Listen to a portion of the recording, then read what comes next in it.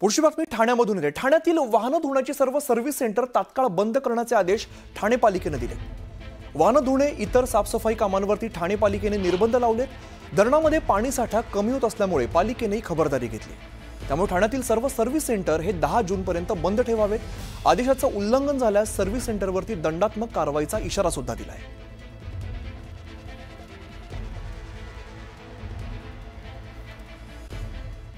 पुढची महत्त्वाची बातमी बघूया। भगवानगडाचे महंत नामदेव शास्त्री यांच्याकडून पुन्हा एकदा धनंजय मुंडेंची पाठराखण करण्यात आली आहे।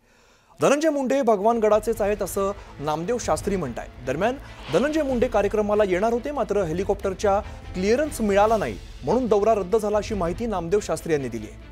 त्याचबरोबर धनंजय मुंडेंच्या गालावरून वारं गेलंय।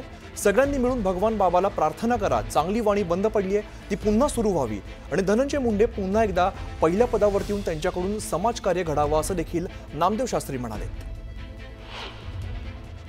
त्यांना मला तर असं वाटतं की त्यांच्या गालावरून जे वारं गेलेलं आहेत, सगळ्यांनी मिळून भगवान बाबाला प्रार्थना करा, एवढी चांगली वाणी जी बंद पडली आहे ती सुरू व्हावी आणि पुन्हा पहिल्या पदावर येऊन समाज कल्याण त्यांच्या हातून घडावं, एवढंच त्यांच्याविषयी आपण बोलूया।